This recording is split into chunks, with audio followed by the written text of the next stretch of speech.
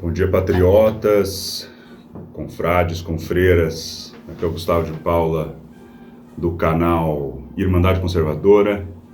E esse vídeo aqui é para a gente poder começar a fazer uma reflexão sobre os institutos de pesquisa. 1º de maio acaba de ser concluído aí as suas manifestações, tanto de direita quanto de esquerda. E curioso o que a gente vê na televisão, curioso o que a gente vê de alguns canais de televisão, curioso o que a gente vê de poucas mídias e da grande mídia. Existe uma diferença muito grande de como a informação é entregue, de como ela chega até nós. Então, esse 1º de maio a gente conclui uma série de questões para a gente refletir enquanto cidadão. Desse 1º de maio, a gente pode refletir sobre um primeiro aspecto, que trata desses institutos de pesquisa. A partir de quando que nós vamos começar a fazer pressão para que haja realmente uma investigação em cima desses institutos de pesquisa, que nada mais são do que instrumentos políticos a serviço daqueles que pagam mais. Quem pagar mais leva. Quando que a gente vai realmente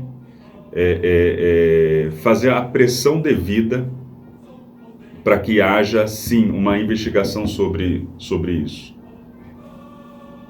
Ou você acha que isso está legal? Ou você acha que isso é normal? Ou você acha que um instituto pode ir lá e dar um número qualquer, descolado totalmente da realidade, e a gente tem que aceitar? Isso é fraude eleitoral. Isso é fraude eleitoral. Quando ele vem e me dá um número que não tem nada a ver com a realidade, que nunca ninguém levantou o dedo e falou: não, eu já fui entrevistado por um desses institutos de pesquisa. E não digo que não tenham pessoas reais, tá? Mas são pessoas realmente pensadas para responder o que eles querem responder, o que eles querem ouvir. Então, quando que a gente vai começar a fazer pressão? Porque esses institutos de pesquisa são ferramentas de fraude eleitoral, sim, e não é de hoje.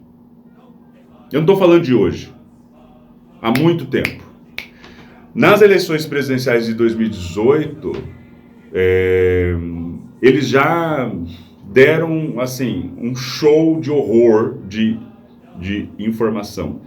E aí, enquete não pode ser levado a sério porque não tem caráter científico, mas as pesquisas têm. Ok, que a enquete não tenha o rigor e o caráter científico para ser levado tão a sério quanto. Agora, essas pesquisas o são? Essas pesquisas a gente tem como levar a sério essas pesquisas que nos são colocadas à mesa? Ah, pelo amor de Deus.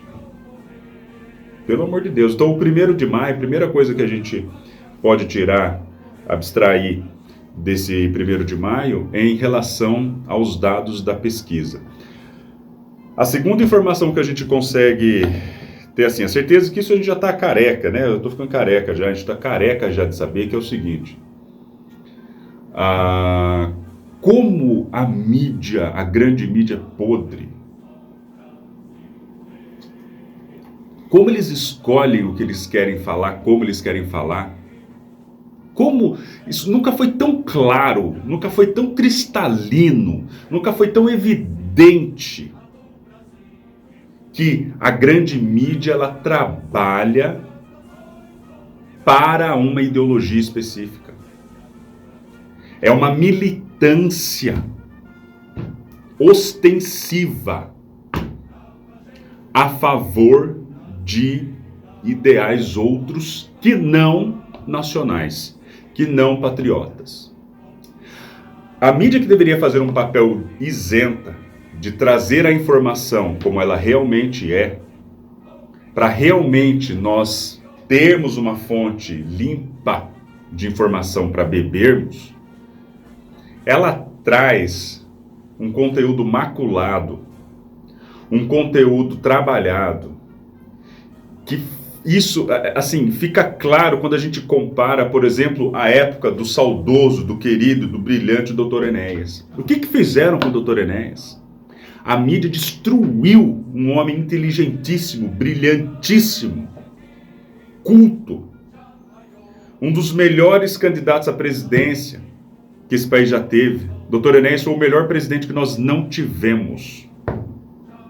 E a mídia fez com que o povo olhasse para o Dr. Enéas como um palhaço, como um bobo, como exótico. A inteligência dele foi tratada como o quê, gente? A capacidade intelectual desse homem foi tratada como o quê? E ele vem tanto de uma origem humilde, tanto quanto o bandido barbudo de 9 dedos. Ele vem do Acre, morava em casa de palafita, passava fome com a mãe, ele que ajudou a cuidar da mãe desde, se eu não me engano, desde os 9 anos de idade, porque não tinha pai. É um homem que veio de base, mas nem por isso ele se valeu dessa história dele, porque a história dele é igual a de muitos aqui. De luta, de base simples, de base humilde, teve que construir e tal. É que esse homem voou muito. E o que tornaram esse homem? O que a mídia quis fazer com que esse homem se tornasse? Desse 1º de maio a gente também percebe que realmente, algo que a gente já sabia, mas assim, só para constatar, a mídia acabou. A mídia brasileira acabou, com raríssimas exceções. Com raríssimas exceções. Que nós nunca tivemos nesse país, até dado um momento muito recente da história, um movimento de direita realmente constituído nesse país. Quando a gente olha, que é a terceira constatação, né, desse 1º de maio também, quando a gente olha um Lula abraçando um Alckmin, um ex-PSDBista, um ex-tucano, se abraçando como irmãos e colegas e, né, vamos salvar o Brasil. Pelo amor de Deus, tenha vergonha na cara. Tenha vergonha na cara. Como que você pode votar num bicho desse? Agora, veja bem, a partir da Lava Jato, o povo brasileiro retomou o gosto pelo patriotismo. Há quem diga, há os defensores do Bolsonaro. Não foi o Bolsonaro exatamente quem trouxe o patriotismo de volta ao nosso país. Foi a Lava Jato. E não foi Sérgio Moro. Foi a Lava Jato. Foi o movimento Lava Jato. O movimento Lava Jato fez com que as pessoas passassem a saber coisas que eu nunca vi as pessoas falando sobre isso. Por exemplo, eu estudei Direito, então era natural que eu soubesse alguns institutos, algumas instituições, mais do que as pessoas que não estudaram, né, esse curso. Mas eu ouvia pessoas falando sobre PGR, AGU, sobre os próprios ministros do Supremo Tribunal Federal. As pessoas nem sabiam que existia o Supremo Tribunal Federal. Sabe a composição do Supremo Tribunal Federal? O brasileiro se tornou muito mais politizado e o marco é a Lava Jato. É a Lava Jato. A Lava Jato foi a porta de entrada para que o movimento conservador, para que o movimento de direita se estabelecesse e pudesse pôr o pé nesse país para ele poder ser construído e a gente poder defender os nossos interesses aqui. Então, minha gente, o que eu acredito é que nós sim realmente devemos fortalecer o movimento conservador no nosso país, e esse conservadorismo baseado em 2 institutos de fundamental importância para todo conservador: liberdade e ordem. São 2 valores fundamentais que nós temos que defender, que é a liberdade e a ordem. E esses 2 valores, eles são inspirados por 3 outros, que é Deus, é a pátria e a família. Nós temos que defender a liberdade e a ordem à luz de Deus, da pátria e da família. Esses 3 institutos são a base para que a gente possa defender, para que nós possamos nos inspirar, para que a gente possa defender esses 2 grandes valores. Que nós tenhamos liberdade econômica e que nós tenhamos ordem social, ordem moral, para que a gente possa construir um país livre dessas ideias progressistas, globalistas, onde esse pessoal, esse Macron, essa França está de olho. Eles já tentam entrar nesse país há quantos anos, gente? A França, vocês sabem, se pegar a história do Brasil, a França já teve 2 tentativas de se instalar aqui. A França tomou o Rio de Janeiro já no passado, já se instalou já no Nordeste brasileiro. A França já vem tentando invadir esse país há muito tempo. Agora com essa pauta ecologista, mais uma vez ela tenta vir aqui. A gente tem que defender sim os nossos interesses. O Brasil sim é um país que defende muito o seu meio ambiente, a proteção da natureza, das florestas, do meio ambiente. Nós temos uma legislação riquíssima, como nenhum outro país do mundo tem. Gente, basta você conversar com qualquer sitiante, pergunta para ele se ele pode ir lá e derrubar mato, árvore, do jeito que ele quiser, qualquer sitiante em qualquer cidade do Brasil. Se ele não tem que ter um registro chamado CAR, Cadastro Ambiental Rural, na onde ele tem que fazer toda a declaração de nascente, de água, de mata nativa, e ele tem que proteger aquilo. É responsabilidade dele fazer aquilo.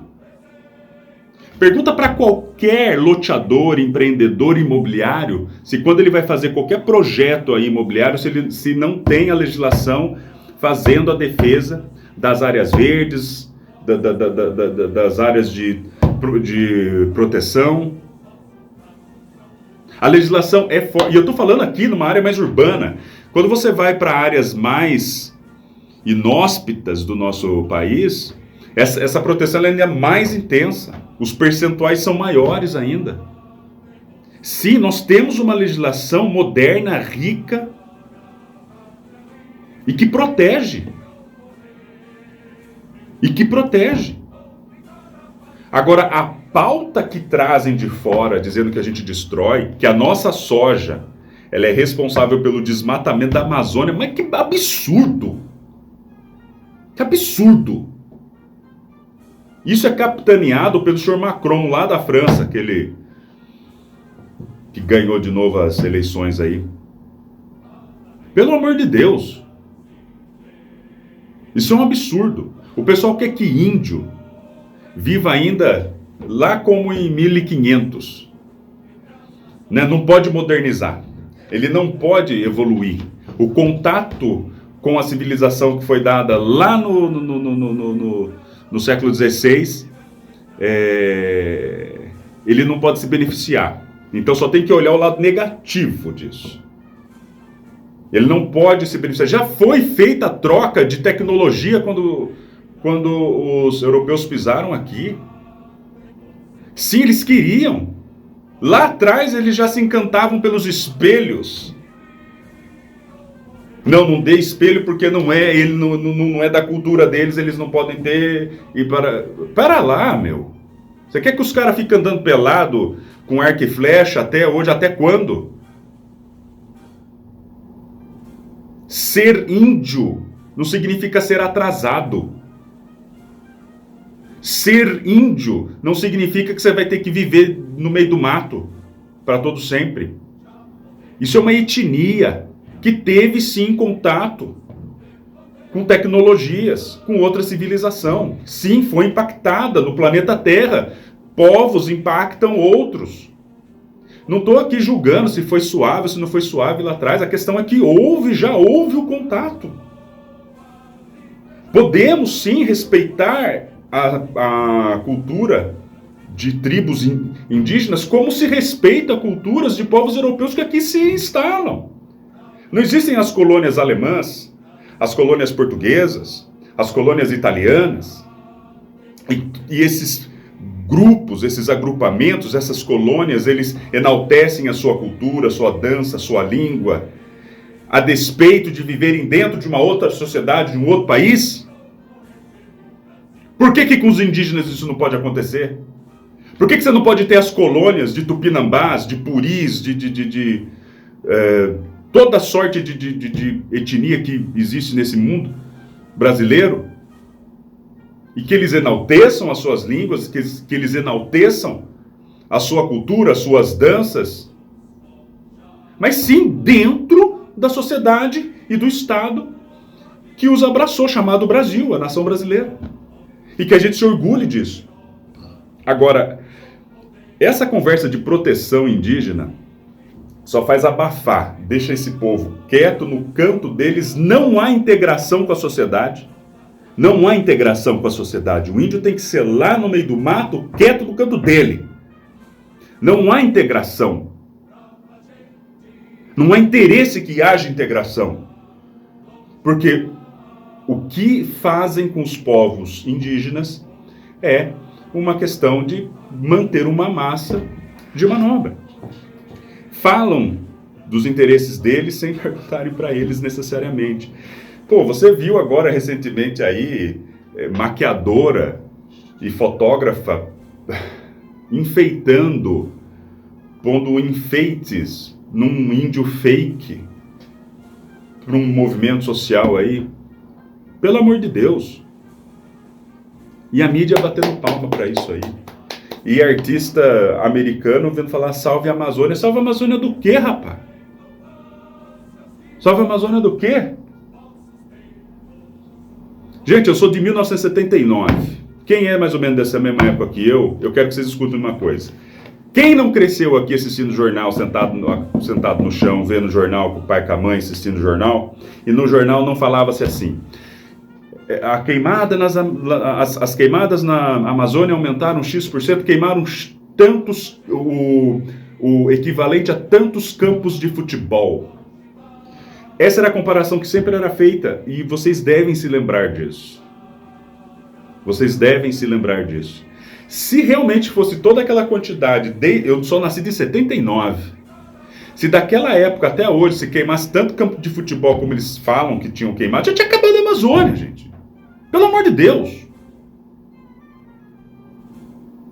Pelo amor de Deus. Pé no chão.